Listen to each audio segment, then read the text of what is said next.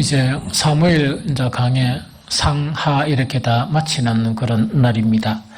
그런데 사무엘회를 마치면서 이제 성경에 어떤 기사가 나와 있는 거니까 정말 너무나 위대한 그런 다윗, 정말 하나님의 그런 통치가 이루어지는, 즉 신정국가를 가능케 한 그 다윗이거든요. 그래서 다윗의 인품이나 혹은 다윗의 신앙이나 또한 이런 것들은 우리가 보면 정말 제가 목회자를 할지라도 이 시편을 묵상하면 부끄럽거든요. 왜 부끄러운가 하니까 어떻게 이 정치가였고 그 다음에 이 군인이었던 그런 다윗이 어떻게 말씀에 대한 이런 부분이 이렇게 깊이까지 이렇게 나타날 수 있느냐 하는 그것을 보면서 나는 이 성직자인데 하면서 참 스스로가 부끄러운 그럴 때가 너무 많거든요. 그 다음에 이 시편을 보면서 정말 어떤 영적인 영감 같은 경우가 이 시편에 그런 기자들이 많거든요. 많은데 뭔가 이렇게 탁 읽어보면 다윗의 시하고 이 다른 사람들의 시하고는 조금 이렇게 차원을 달리한다 하는 그런 느낌 자체가 많이 나타나요. 그만큼 이제 영적으로 영감을 많이 얻는 것이 다윗이 남겨진 그런 시였었습니다. 그런데 참으로 아쉽게도 오늘은 어떤 기사가 나타나 있는가 하니까 다윗은 치명적인 두 가지 그런 이 하나님 앞에 범한 그런 죄가 있거든요. 그 죄 중에 하나가 우리 일전에 좀 이렇게 깊이 있게 나눈 정말 이 죄가 이만큼 이렇게 이 많은 문제를 일으켰다 하는 것 제가 다윗이 바세바를 범하는 그런 죄였습니다. 그래서 다윗이 바세바를 범한 그 죄가 정말 첫 번째 가장 이 치명적인 그런 죄 중에 하나라고 그러면 오늘은 뭐냐니까 그와 비슷하게 정말 다윗의 두 번째 큰 허물이거든요. 그래서 이것 때문에 많은 사람들이 죽게 되는 그런 결과를 가져오거든요. 그래서 다윗의 두 번째 이 허물인데 그 허물 오늘 읽었던 내용이에요. 그것이 뭔가니까 우리가 보면 여사로 넘어갈 수 있는 그 부분이거든요. 우리나라도 통계 이래가 우리나라 국민의 숫자를 이렇게 세우고 하잖아요. 그런 것처럼 오늘 무슨 일이 벌어지는가 하니까 바로 인구조사거든요. 인구조사를 한 것이 바로 다윗에게 두 번째로 이 치명적인 거란 이런 사건이다. 정말 하나님을 노하게 하신 그런 사건이다 하는 그 자체를 이야기하거든요. 그래서 우리가 생각해 보면 참 희한하다. 인구조사 하는데 이 바세바를 범한 것처럼 그와 비슷한 사건이라 그러면 이게 대체 뭐냐 하는 그런 의심이 이제 드는 것이 바로 그런 내용이다는 이야기죠. 읽었던 24장 1절에 보면 이래 돼 있거든요. 여호와께서 다시 이스라엘 향하여 진노하사 그들을 치시려고 다윗을 격동시키사 가서 이스라엘과 유다의 인구를 조사하라 하신지라 하는 그 이야기거든요. 그럼 여기서 이제 한 단어가 이제 성경을 읽으면 이래 보면 그냥 읽으면은 이해를 할 수가 없는데 이게 한 단어가 인구조사라는 단어거든요. 그 인구조사라는 단어 자체가 그냥 우리가 보통 인구를 조사하고 인구가 몇만 명이냐 그걸 조사하는 내용이 아니고 이 용어 자체는 군대에서 숫자를 파악하는 그 용어예요. 그래서 이 히브리어로 이 파카드란 이 단어거든요. 그래서 이 바카드란 단어 자체는 군대에서 이 병사 수를 세거나 할 때 사용되는 용어가 인구조사라고 번역은 되어 있지만 원 의미는 이 바카드다 하는 그 이야기죠. 그러면 이거는 뭘 의미하는가 하니까 순수하게 인구를 조사하는 그런 내용이 아니고 어떤 내용인가 하니까 군인의 수가 얼마 되느냐 그거를 파악하는 거거든요. 군인의 수가 얼마 되느냐 그걸 좀 파악하는 것 자체가 바로 다윗인데 오늘 우리가 읽어보면 다윗은 참 억울하겠다 하는 그런 생각이 들거든요. 그게 사무엘하 24장 1절인데 여호와께서 다시라는 건 앞에도 어떤 일이 있었다는 그 이야기죠. 그럼 이거는 다음에 시간 있을 때 좀 설명을 하고 이거는 누군가니까 사울과 관계된 이야기예요. 사울의 그런 범죄 때문에 다윗 시대에 어려움이 일어났던 그 내용 자체인데 다시는 지금 설명하려고 그러면 시간이 많이 길어질 것 같아요. 그래서 다시 이스라엘 향하여 이제 진노하셔가지고 그들을 치시려고 다윗을 격동시켰다 이런 내용이거든요. 그러면 이거는 다윗은 가만히 있는데 누가 격동시켰다고? 하나님이 교통시키놓고 하나님 또 분노하면 웃기잖아요. 그렇죠. 그러면 다윗 보기에는 엄청 이렇게 뭡니까? 이렇게, 변명할 거리가 상당히 많다입니까? 그죠? 그런데 뭐 그런 내용은 아니고 사무엘하 24장 1절하고 같은 내용이 뭔가니까 역대상 21장 1절에도 나옵니다. 그러면 그거는 한번 읽어봅니다. 시작. 사탄이 일어나 이스라엘을 대적하고 다윗을 충동하여 이스라엘을 계수하게 하니라. 즉 역대상에는 이렇게 기록되어 있습니다. 이해가 되죠? 그래서 우리가 이 내용을 이제 알라 그러면 그 사탄이 이 일을 한 거지만은 누가 허락하신 것이라? 하나님의 허락하에 이런 일이 일어났는데 여기서 이 문제가 되는 것은 뭐냐? 사무엘하 24장 1절이거든요. 여호와께서 다시 누구에게 진노를 나타내셨다? 이스라엘을 향해서 진노를 나타내셨다는 그 이야기거든요. 그럼 이게 무슨 진노인가 하는 것은 뭐 학자들이 여러 가지로 이야기하는데 이 전체적으로 그 사무엘하 24장 읽어보면 이 해답이 거의 나와 있습니다. 나와 있기 때문에 이런저런 그 생각을 할 필요가 없다 하는 그런 생각이 듭니다. 그러면은 하나님께서 누구를 치신다는 이야기입니까? 다윗을 포함한 누굽니까? 이스라엘을 치시고자 마음을 탁 잡았다는 그 이야기입니다. 그거 자체를 이제 성경은 이렇게 표현하고 있다 하는 그 이야기거든요. 어쨌든 간에 그렇다 하니까 다윗이 이렇게 뭡니까? 그렇게 그 하나님의 말씀을 쫓아 살던 그런 다윗이 그 다음에 다윗 자체가 보면 여러분들은 이 다윗은 군인이니까 뭐 기도를 안 했을까 이렇게 생각하는데 시편에 보면 다윗은 기도의 사람입니다. 정말 기도의 사람이거든요. 그렇게 이 기도를 하던 그 다윗이 왜 날름 이렇게 받아 먹어가지고 뭡니까? 이 요압한테 뭡니까? 빨리 이 군사를 파악하라 이렇게 이야기했을까? 그러니까 좀 그게 이제 좀 이렇게 재미있는 그런 이제 상황으로 전개되죠. 그러면 이렇게 딱 하니까 이 일에 대해서 이 다윗의 그런 신복 중에 하나인 그 당시에 군사령관 요압 있죠. 요압이 뭔가니까 이 다윗에게 이게 뭔가니까 이 다윗 왕이 왜 그러십니까? 평소에 안 하는 일을 왜 그러시랍니까? 이런 식으로 이 다윗을 만류하게 돼요. 그 다윗을 만류하게 되는 게 오늘 본문의 그런 사무엘하 24장 3절인데 한번 읽어봅니다. 시작. 요압이 왕께 아뢰되 이 백성이 얼마든지 왕의 하나님 여호와께서 100배나 더하게 하사 내 주 왕의 눈으로 보게 하시기를 원하나이다. 그런데 내 주 왕은 어찌하여 이런 일을 기뻐하시나이까? 이런 질문하는 거예요. 그럼 이거는 뭐냐니까 다윗의 이 평소의 그런 품성의 그런 인격, 하나님과의 관계에 보면은 이게 군사 숫자를 샤알리고 안 샤알리고 그런 사람은 아니었거든요. 그런 사람이 전혀 아니었는데, 이 하나님께서 격동시키고, 또 다윗 안에도 내면 속에, 뭐 잠재적이든 안 그러면 그 내면 속에 있던 이걸 알고 싶은 거예요. 뭐를 알고 싶어다? 대체 군사가 몇 명 되노? 이거 알고 싶은 거예요. 여러분들, 돈이 없을 때는 돈을 세고 싶습니까? 안 세고 싶습니까? 뭐네 저걸 이야기하면 안 되지. 다 알아. 그런데 돈이 좀 많고 근데 빌려준 데 많으면 가끔씩 확인하고 싶습니까? 안 하고 싶습니까? 확인하고 싶죠. 집이 달랑 한 채인 사람은 별로 확인하고 싶지가 않아요. 근데 집이 여러 채 같으면 가끔씩 뭡니까? 이게 얼마나 갈까? 해가지고 알아보고 싶은 그런 마음이 있죠. 그런 마음이 있는 것처럼 다윗도 평소에 안 하던 짓을 이제 한 거예요.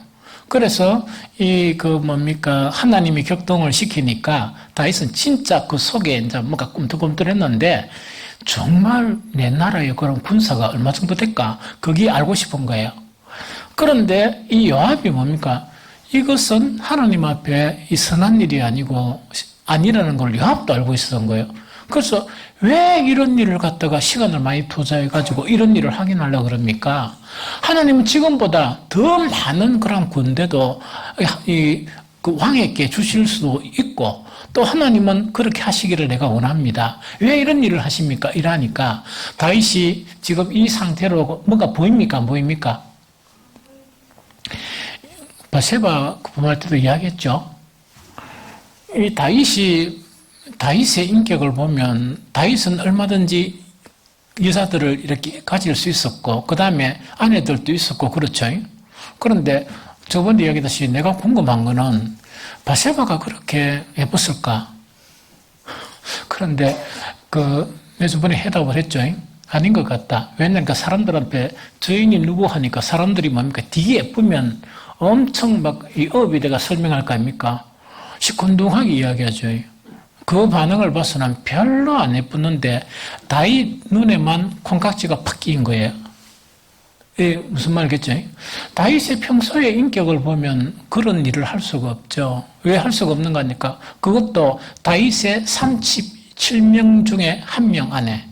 다윗의 정말 신복 중에 신복인 자기 부하의 아내거든. 다윗이 정말 온전한 그런 정신이었다 그러면 그런 일을 할 수가 없거든요. 그런데 다윗에게 뭐가 끼우니까? 이 콩깍지가 딱 끼우니까 아무것도 안 보이고 뭐만 보였다? 바세바만 보인 거야.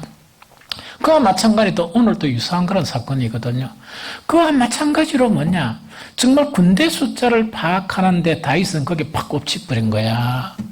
꽂히다 보니까 자기의 참모 중에 한 사람인 요압이 정말 이렇게 조언을 참 잘했는데 그게 귀에 들려옵니까? 안 들려옵니까? 안 들려오고 그게 팍 하고 싶은 거야. 하다가 보니까 무조건 왜 합니까?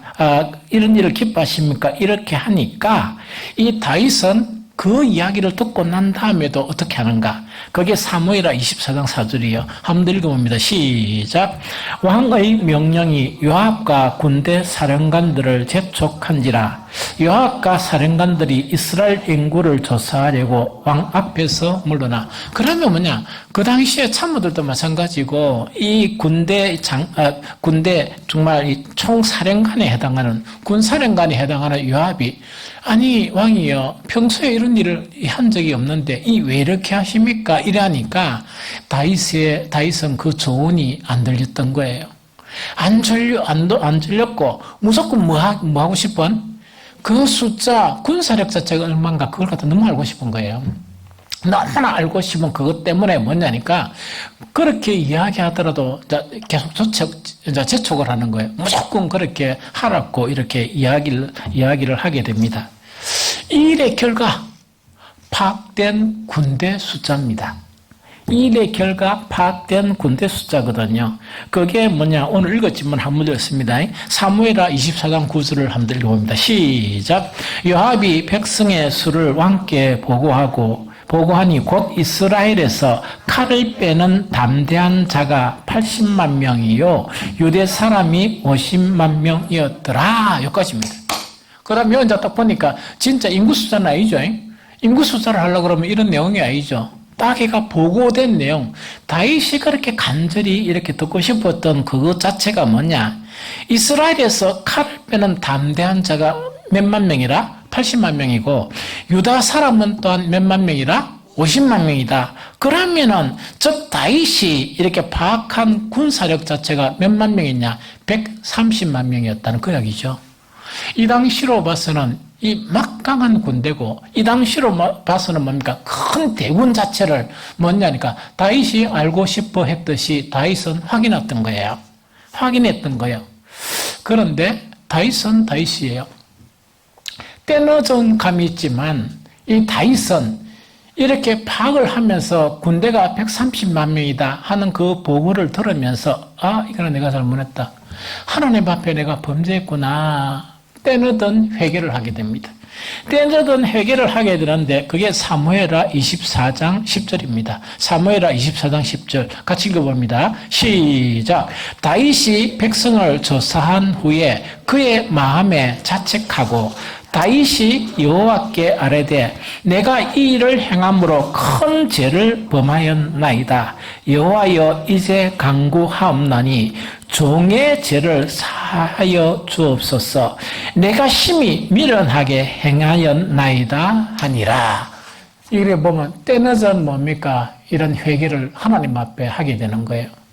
그러면 다윗의 이런 회개를 듣고 난 다음에 하나님은 자비와 국률이 무궁하십니까? 안 하십니까? 무궁하시니까 당연히 그래 회개했으니까 성경에서 보통 약속한 대로 용서하마 해가 끝나는 사건으로 보이죠. 끝나지 않았어요. 이렇게 해결을 했는데도 불구하고 이 나단 선지자를 통해서 다윗한테 세 가지 중 하나를 택해라. 이거는 그냥 넘어갈 수가 없다 하면서 징계를 이렇게 내리는 거예요. 그러면은 이 사안 자체가 우리가 생각하는데 인구조사하는데 뭐가 문제가 되느냐? 그러면 그렇게 알고 싶은 우리도 그 뭡니까? 정말 이렇게 이 하나님께서 큰 왕국, 이때 왕국은 어떤 왕국입니까? 하나님께서 자기의 조상 아브라함에게 약속한 그 땅을 여호수아 때 차지할 수 있습니까? 못 차지했습니까? 못 차지했습니다. 심지어 여호수아 때는 또 못 차지했다? 정말 이렇게 이제 성전이 들었을 예루살렘도 차지를 못했는 거야. 그러면서 뭐냐니까 사사기를 겪으면서 이게 그 땅을 차지를 못했는데 누구 때야 비로소 정말 하나님께서 정말 이 이스라엘 민들에게 주시고자 약속하신 그 땅을 누가 차지합니까? 다윗을 통해서 차지했는 거예요. 이해가 됩니까? 그러면 사실은 다윗은 위대한 왕이지. 왜 그것을 다 이루었으니까. 그런데 이 다윗은 여러분들이 다윗이라 그러면 군사력을 확인하고 싶겠습니까? 안 하고 싶겠습니까? 우리가 뭐 왕이 될 리가 없지. 그렇죠. 그렇게 이거 아니라도 확인하고 싶어가 막 안절부절 못해가 있답니까? 피 흘려 꽂히면 정신이 하나도 없는 거야. 기도하고 싶은 생각도 없고 내 눈 하나님도 없고 그거 알고 싶은 거야. 뭐 하고 싶었어? 자랑하고 싶어가지고. 그러니까 저거 뒤에 보면 이제 그런 내용. 그래서 저건 이긴데 이 사건을 딱 보니까 우리가 보기에는 별로 이거는 큰 사건이 아닌데 어떻게 바세바의 사건과 이렇게 견줄까? 많은 학자들이 이 사건 자체가 정말 바세바의 사건과 함께 이 다윗이 두 가지 정말 이 하나님 앞에 범죄한 그런 내용으로 다루고 성경도 그렇게 다루는 것이냐. 이것 자체가 우리가 참 이렇게 생각해봐야 될 문제예요. 하나님의 징계가 어떻게 나타났냐. 이거는 뭡니까? 이 다윗이 이제 중간에 회개를 했거든요. 하나님 앞에 처절하게 회개를 했거든요. 회개를 했는데 하나님 편에서 뭐냐? 늦었다 이야기거든요. 우리가 자식들이 어지간한 거 회개하면 잘못했다 그러면 몇 차례 안 들잖아요. 그런데 막 이래 처절하게 정말 잘못했습니다. 이거 보니까 다윗이 백성을 조사한 후에 그의 마음에 자책하고 선지자가 이야기해 준 것도 아니야. 자기 스스로 자책해가지고 하나님께 막 엎드려가지고 내가 이 일을 행함으로 큰 죄를 범했습니다. 여호와여 이제 내가 간구하옵나니 종의 죄를 사하여 주옵소서. 내가 심히 미련하게 행했나이다. 이러면 용서를 받을 만도 한데 하나님은 용서하시지 않으셨습니다. 그래서 하나님의 징계가 좀 길지만 읽어봅니다. 사무엘하 24장 11절 15절 같이 읽어봅니다. 시작. 다윗이 아침에 일어날 때에 여호와의 말씀이 다윗의 선견자된 선지자 갓에게 임하여 이르되 가서 다윗에게 말하기를 여호와께서 이와 같이 말씀하시기를 내가 내게 세 가지를 보이노니 너를 위하여 너는 그 중에서 하나를 택하라. 내가 그것을 내게 행하리라 하라 하시니 가시 다윗에게 이르러 이르되 왕의 땅에 7년 기근이 있을 것이니까 혹은 왕의 원수에게 쫓겨 석 달 동안 그들 앞에서 도망하실 것이나이까 혹은 왕의 땅에 사흘 동안 전염병이 있을 것이나이까 왕은 생각하여 보고 나를 보이신 이에게 무엇을 대답하게 하소서 하는지라. 다윗이 갓에게 이르되 내가 고통 중에 있도다. 청하건대 여호와께서 국률이 크시니 우리가 여호와의 손에 빠지고 내가 사람의 손에 빠지지 아니하길 원하노라 하는지라. 이에 여호와께서 아침부터 정하신 때까지 전염병을 이스라엘에게 내리시니 단에서부터 브엘세바까지 백성의 죽은 자가 7만 명이라. 즉 인구조사한 것이 뭡니까? 단에서 브엘세바까지인데 그 전역에 몇 명을 하나님께서 치셨다? 몇 명을 7만 명을 치시면서 이렇게 죽음을 당하게 했다 이야기거든요. 그럼 여기 진짜 우리가 정신이 좀 들죠. 왜냐니까 다윗이 인구조사한 거 이거는 이제 우리가 원어로 보니까 그게 인구조사가 아니고 뭐를 파악한 것이라 군대 숫자를 파악한 것이란 말이죠. 그럼 이것이 하나님 앞에 이 정도 큰 범죄인가? 중간에 다윗이 막 이렇게 처절하게 해결했는데도 불구하고 그 해결을 듣지 않으시고 백성 이 7만 명을 이렇게 군사 7만 명을 이렇게 죽여버린 거예요. 이 좀 이해가 되죠. 그래서 그러면 우리는 이제 이를 통해서 일의 이 성격이나 일의 교훈이 뭔가 이걸 우리가 알아야 될 그런 부분이다 하는 그 이야기죠. 다윗은 하나님으로부터 이 택함을 받았을 때 하나님의 그런 목적이 있었는데 그 목적이 어떤 나라를 건설하는 데 필요한 왕이었습니까? 이야기했죠. 늘 신정국가. 신정국가라는 것은 신이 통치하는 나라, 즉 하나님이 통치하는 나라를 세우기 위해서 다윗을 택한 거예요. 좀 이해가 되죠? 그래서 이거는 뭘 이야기하는 거니까 다윗 자체는 뭔가니까 사람이 세워져도 이 다윗은 바울은 다윗을 평가하면서 어떻게 평가합니까? 하나님의 마음에 뭐한 자라? 합한 자라 이렇게 이제 평가를 받게 됩니다. 하나님의 마음에 합해야만이 뭐가 됩니까? 하나님이 다스리고자 하시는 대로 다윗이 다스릴 수 있죠. 근데 그렇게 되는 거라. 그래서 다윗은 예사 사람이 아니에요.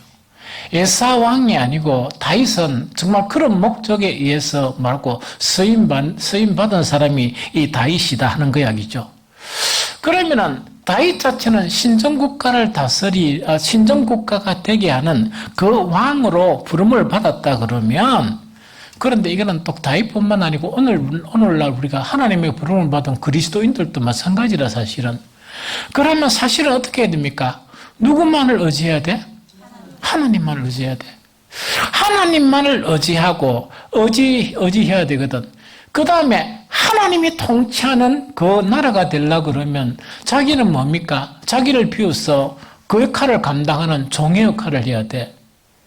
그래서 다윗은 참 이상하게 보면 그 성품이 뭔가니까 소년이었을 때나 아무리 이렇게 전쟁을 잘한 그런 이 장군이었을 때나 그 다음에 이 다윗이 뭡니까? 왕이었을 때 있죠. 다윗의 그런 행적을 살펴보면 보편적인 사람이 갖지 못하는 그런 아주 놀라운 게 있습니다. 그게 집착이 없어요. 다윗이 왕이었다 그러면 우리는 왕 안 돼봤지?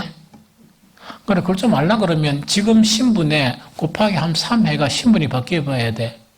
그러면 내가 얼마나 세상에 집착하는가 그걸 이제 알게 되는 거예요. 그런데 다윗은 가만히 보면요. 그런 집착이 없어요. 왕이 되었다 그러면 왕에 대한 그런 강한 집착이 있어야 되고 뭐 이래야 되는데 그게 아니고 꼭 이렇게 하나님으로부터 섬과 같은, 그러니까 하나님의 통치가 가능하도록 하나님이 연단하고 세우신 왕이기 때문에 그런 건 아주 특출한 부분이었습니다. 그런데 다윗도 역시 무엇이었다? 우리와 동일한 인간이었습니다. 다윗도 역시 뭡니까? 바세바를 범할 수 있었고, 다윗도 역시 오직 하나님만 의지하고 바라봐야 되는데 다윗은 로봇이 아니고 다윗도 정말 모든 것을 선택할 수 있는 인간이고 또 판단할 수 있는 인간에 불과했다 하는 것을 우리가 볼 수 있는 게 이 부분입니다. 그러면 아까 요압 왕이 뭔가니까 다윗을 보면서 다윗이 이렇게 군대 숫자 한번 파악해보자. 전역에 한 얼마 되는가 파악해보자 딱 하니까 요압이 깜짝 놀랐는 거야. 그러면서 왕이요, 왜 이런 일을 하십니까? 이렇게 높이 대왕까지 이렇게 오르게 한 이도 누구라고? 하나님이시고 하나님보다 더 큰 일도 하시기를 원합니다. 정말 왕이 원한다면 하나님께서 다 이루어 주실 것인데 왜 이런 일을 하십니까? 하는 것 자체가 요압이 이렇게 이야기합니다. 그러면 요압은 평소에 이 다윗 곁에 있었기 때문에 다윗이 어떤 사람인가를 알았거든요. 다윗의 평소의 사람은 어떤 사람인가? 시편의 세 구절만 딱 보면 다윗은 다윗은 어떤 사람이냐 하는 그거를 우리가 알 수 있거든요. 제일 첫 번째 뭐냐? 시편 27편 3절을 읽어봅니다. 시작. 군대가 나를 대적하여 진칠지라도 내 마음이 두렵지 아니하며 전쟁이 일어나 나를 치료할지라도 나는 여전히 태연하리로다. 다윗은 이런 사람이었어. 다윗은 사울에게 10년간이나 쫓김을 당하고 정말 또는 뭡니까? 블레셋 땅에 가서 미친 채 하면서 생명을 부지하고 쫓겨나고 하는 그런 상황이거든요. 그런 상황이지만 이제 다윗을 지켜본 그 요압 자체가 본 다윗은 어떤 사람인가니까 다윗은 쫓김을 당하더라도 정말 군대가 진을 치더라도 다윗은 그렇게 두려워하지 않았다. 다윗이 가장 두려워한 분은 누구라고요? 하나님이셨다는 이야기거든요. 이 무슨 말이겠습니까? 그 다음에 한 구절 더 보면 또 다윗을 보면 이 다윗의 시편이거든요. 시편 20편 7절을 같이 읽어봅니다. 자, 시작. 어떤 사람은 병거, 어떤 사람은 말을 의지하나 우리는 여호와 우리 하나님의 이름을 자랑하리로다. 한 번 더 시작. 어떤 사람은 병거, 어떤 사람은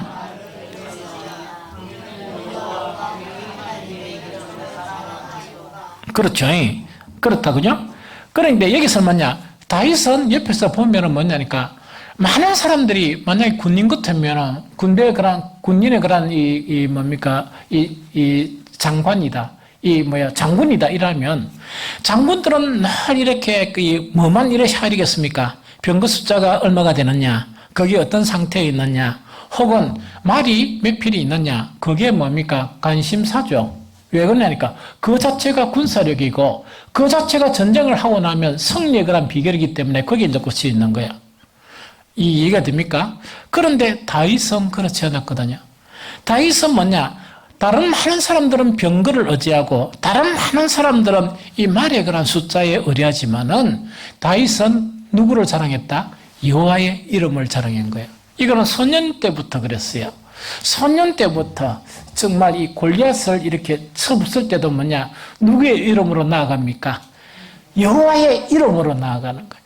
여호와의 이름으로 나아가거든요. 이것이 원래 다윗의 그런 본 모습이었다는 그 이야기거든요. 시편 한 구절만 더 보면 시편 18편 2절을 봅니다. 시편 18편 2절. 자, 시작.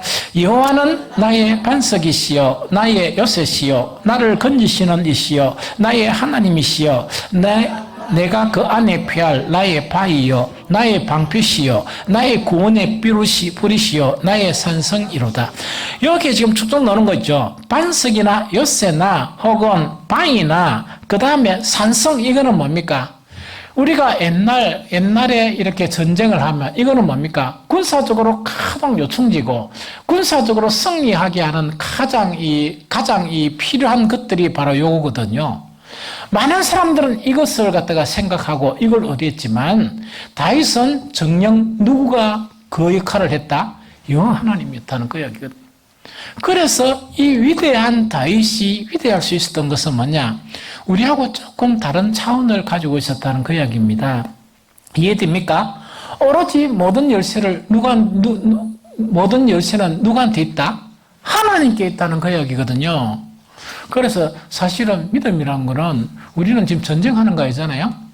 우리는 장군으로 부르는 게 아니고 우리는 지금 무슨 전쟁을 하고 있습니까? 생존 전쟁. 그 다음에 또 무슨 전쟁 하고 있습니까? 사랑 전쟁. 우리가 막 이렇게 여러 가지 전쟁을 하고 있죠.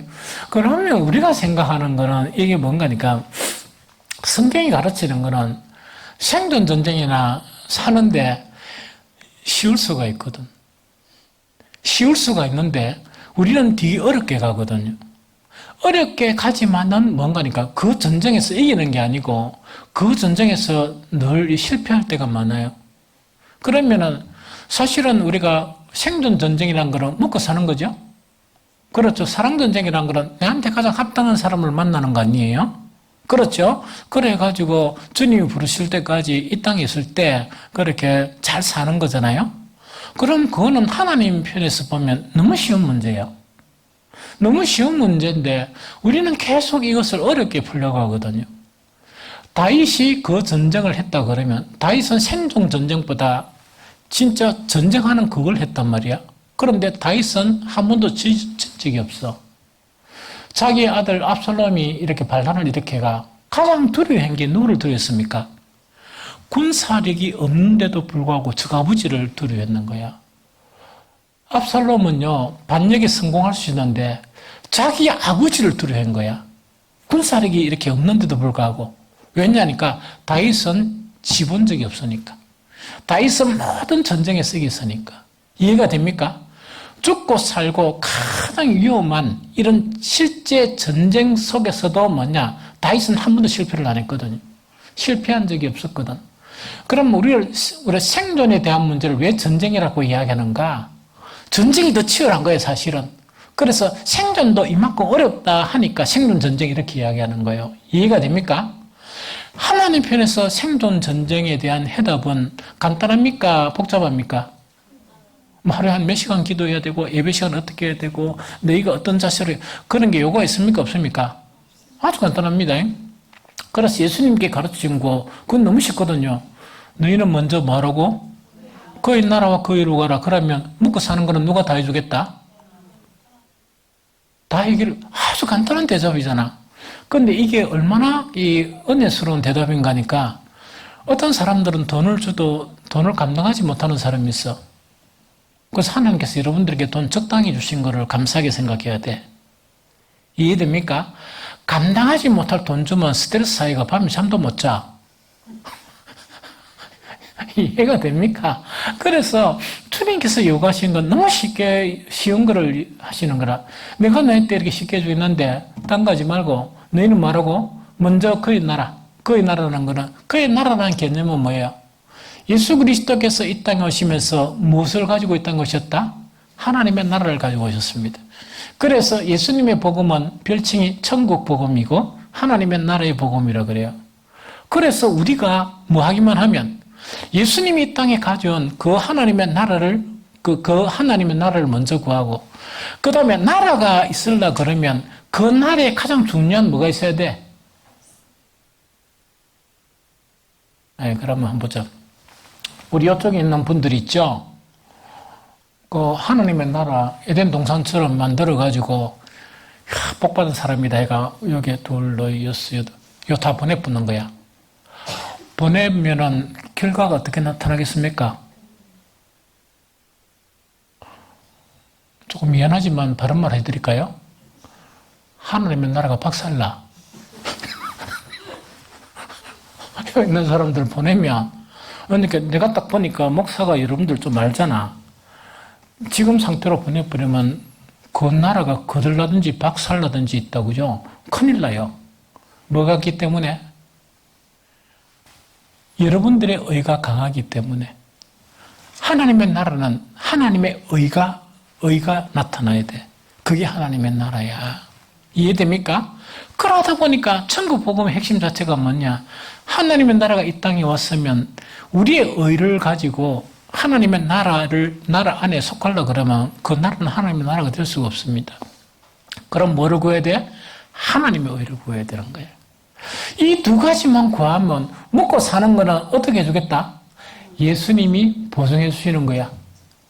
이해됩니까? 그래서 사는 거는 아주 간단하게 이야기합니다. 그런데 우리는 복잡하게 하죠. 그 나라 먼저 구합니까? 이 땅에 세상을 먼저 구합니까? 그 다음에 하나님의 의를 구합니까? 자기 의를 지키려고 몸부림칩니까? 안 칩니까? 그러다 보니까 안 되는 거야. 힘드는 거야. 그래서 이 다윗에게 있어서는 아주 쉬운 그런 것이 뭐냐? 모든 키를 누가 가지고 있다? 하나님이 가지고 계신다. 이렇다 보니까 그러면 모든 키는 하나님이 가지고 계시기 때문에 그 군대 숫자가 얼마 있냐? 그 자체는 다윗이 확인할 필요가 있습니까? 없습니까? 필요가 없지. 필요가 없는 그런 부분인데 다윗은 확인하고 싶었다 하는 그 이야기거든요. 그러면 다윗이 확인하고 싶은 것은 무엇 때문에 그것을 확인하고 싶었을까? 아까 이야기했죠. 자랑이 하고 싶은 거야. 내 힘이 어느 정도냐? 내 군사력이 어느 정도? 그러면 다윗은 자기 힘과 자기 군사력 가지고 그 나라를 세웠습니까? 오직 하나님이 세워주셨습니까? 그러면은 하나님이 세워주신 것 가지고 지금 뒤늦가 가지고요, 자기 힘 자체를 과시하려고 그러고 자기 힘 자체를 확인하려고 그러니까, 신정국가를 다스릴 왕이 그렇게 하니까 하나님 보시기에 이거는 큰 죄입니까? 작은 죄입니까? 그럼 됐네. 그럼 오늘 이 말씀이 다 이해가 되는 거예요. 이 말씀이 다 이해가 돼요. 우리도 통일한 그런 문제를 이제 가지고 있는 거예요. 통일한 그런 문제를 가지고 있는 거예요. 보통요, 이 신앙이 이렇게 초기적인 신앙에는 막 주님을 붙들어요. 그런데 문제가 생기기 시작한 건 뭐냐? 은혜도 좀 받고 은사도 좀 받고 이러다 보니까 자기에 대한 부분을 보다 보니까 하나님이 안 보이는 거예요. 이때까지 모든 것을 누가 주셨다? 하나님이 주셨거든요. 그게 생각 안 나고, 이렇게 지금 내가 가진 힘, 내가 가진 힘으로 내가 가진 그런 위치나 이걸 갖다가 뭔가를 하려고 하다 보니까 그때부터 영적인 침체기에 들어가는 거예요. 그러니까 정말 아무것도 아닌 그런 사람으로 바뀌어버리는 게, 그것이 바로 문제가 된다 하는 그 자체를 이야기합니다. 좀 이해가 되죠? 그래서 주님을 신뢰 안 하고, 우리도 어떤 신앙생활하고 정말 어떤 위기를 겪고 난 다음에 삶의 안정권이 들어가죠? 삶의 안정권이 들어가더라도 이 모든 것을 주신 것은 누가 주셨다? 우리 주님께 주셨고, 앞으로도 주님께서 하실 일이다. 우리의 시선은 누구한테 가 있어야 돼? 오직 주님께 가 있어야 돼요. 내가 가진 재물이나 내가 가진 힘이나 내가 가진 여건, 거기에 탁 빠지게 되면 어떻게 되느냐? 주님을 잃어버려. 주님을 잃어버리면 나타나는 전형적인 사건이 있습니다. 그게 뭐냐? 예배가 은혜스럽다, 은혜스럽지 않다? 절대로 안 은혜스럽고 예배가 시큰둥한 거야. 그럼 여러분들 속에 그런 현상이 나타나면 뭐냐? 내가 병들었구나, 이렇게 생각하면 돼요. 나는 영적인 침체에 빠졌는데 여기서 못 벗어나면 나는 죽는다, 이렇게 생각하면 돼. 안 그러면 내 대신에 누가 죽어야 된다? 7만 명의 그런 병사가 죽어야 된다, 이렇게 생각해버리면 돼. 그건 위기라는 이야기를.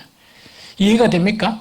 그 다음에 자기가 이렇게 좀 하나님의 은혜로 좀 형성된 부분이 있으면 처음부터 끝까지 우리의 목표는 천국 가는 거잖아. 처음부터 끝까지 주님만 바라봐야 되는데 그 주님 바라보는 게 없어진단 말이야. 딱 없어지면 어떤 형태가 나타난 거니까 기도는 해요.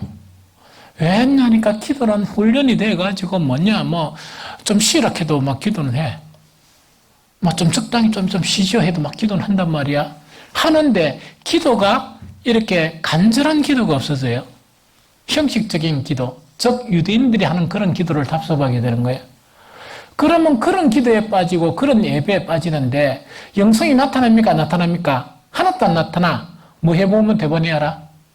정말 불신자들이나 신앙이 어린 사람들하고 교제해보면 대번에 알아요. 왜냐니까 신앙이 어린 사람들이 집보다 훨씬 나.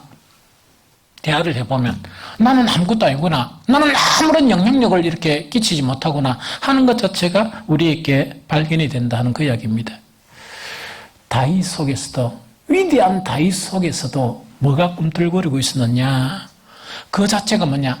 밧세바에 탁 이렇게 필이 꽂혀버렸던 그것이 꿈틀거리고 있었던 거예요. 이해가 됩니까?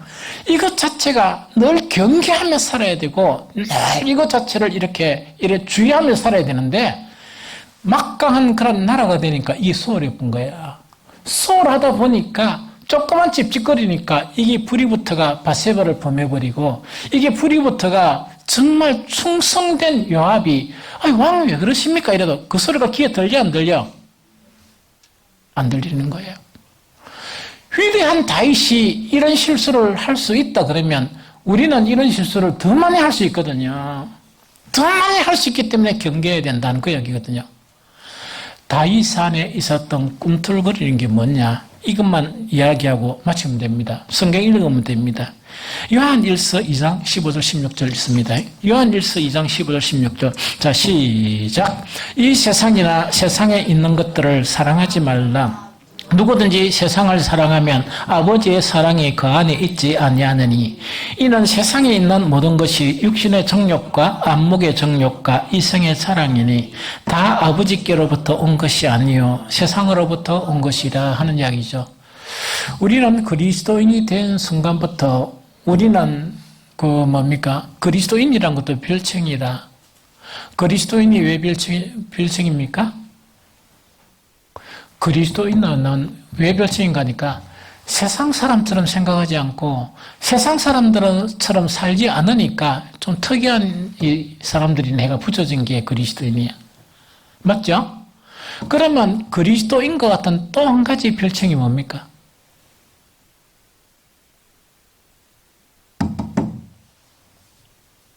베드로스. 나그네라. 나그네야. 우리는 이 세상의 현지인이 될 수 없습니다. 우리의 본향은 천국이야. 그래서 단지 옛날에는 이 세상하고 함께 있었지만은 우리가 구원받은 순간부터 우리는 왜 되는가? 이 세상을 향해서는 우리는 나그네입니다. 이 세상을 향해서는 우리는 외국인이에요. 그렇게 살아가야 돼. 그래서 모든 것이 보이고 하더라도 방목을 시인처럼 뭐라고? 구름에 달가듯 그렇게 가야 되지. 뭔가 턱턱 걸려가지고 이 세상을 바라보기 시작하면, 이 세상을 사랑하기 시작하면 다이처럼 이렇게 넘어져요. 그래서 이 세상이나 세상에 있는 것들을 사랑치 말라. 누구든지 세상을 사랑하면 아버지의 사랑이 그 속에 사라져요. 그러면은 지난주에 했죠? 이 소아시아의 그런 교회, 그 당시에 정말 그 당시에 세계 3대 기독교의 성지라고 일컫는 교회가 에베소 교회였어. 이해했죠? 예루살렘 교회, 안디옥 교회, 그 다음에 어디라고? 이 에베소 교회란 말이야. 그렇게 막강한 힘 있고 영적인 분별을 가지고 있었고 정말 하나님 일에 지극히 충성되었던 에베소 그 교회가 사라져 버렸어요. 그래서 지금은 무슬림으로 이렇게 차지해버렸단 말이에요. 그 자체가 뭐냐? 하나님의 처음 사랑을 잃어버렸기 때문이다 하는 거 여기거든요. 이해가 됩니까? 그래서 우리는 뭔가니까 이 세상을 보면 안 돼. 이 세상 사랑하면 안 돼. 우리는 이 세상 속에 있지만은 우리는 뭐라고? 나그네가 돼야 돼. 항상 나그네야 돼. 이 세상을 사랑하게 되면 우리한테 꿈틀거리는 세 가지가 들어옵니다. 그거 세 가지가 들어오는데 하나는 육신의 정욕, 하나는 안목의 정욕, 하나는 이성의 사랑이야. 주님만을 사랑해야 되는데 다윗은 그 큰 업적을 이루고 난 다음에 무엇을 하고 싶었어? 이 생의 자랑을 하고 싶었던 거예요. 하나님이 다 하신 건데도 이 생의 자랑을 하고 싶은 거야. 그 자체가 꿈틀거리면요, 거기에 지배를 당하게 되면 정신을 차린다 못 차린다?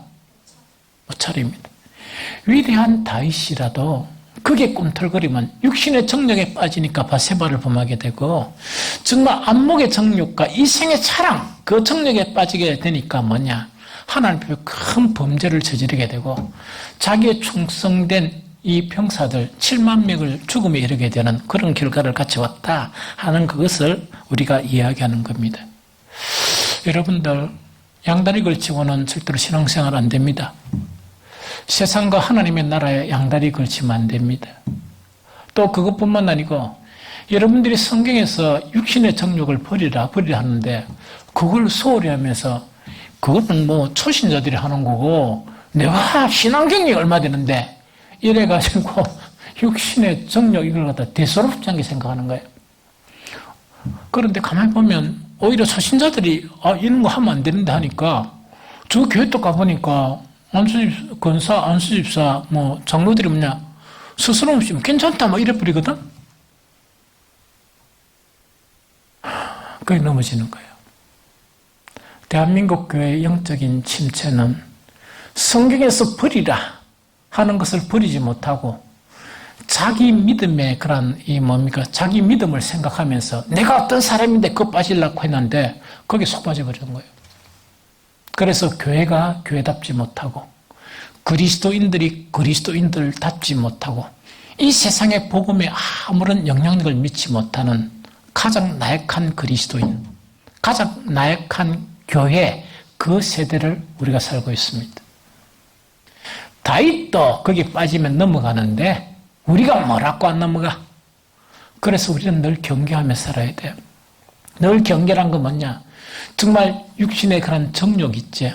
우리 속에서 버리려 하는 그런 이 주님께서 아무든지 나를 따라오거든 자기를 부인하라는 것은 우리의 인격 전반을 부인하라는 게 아니야. 옛날에 이 세상의 나로 살고자 했던 그걸 부인하라는 이야기야. 그런데 육체의 정욕이나 안목의 정욕이나 이 세상의 그런 자랑을 버리지 못하고 어떻게 우리는 이 나를 부인하고 살고 있다고 이렇게 고백을 할 수 있습니까? 전부 다 거짓말이라. 우리는 다윗보다 위대하지도 못한데 그걸 가지고 그거는 이제 늘 넘어져야 돼. 그런데 우리는 왜 그걸 못 느끼는 거니까 밥 먹고 자면 넘어져 있으니까 하도 자빠지다 보니까 내가 자빠지고 있는 건지도 몰라. 그러니까 아무런 힘이 없는 거예요. 예배드리도 형식적인 예배.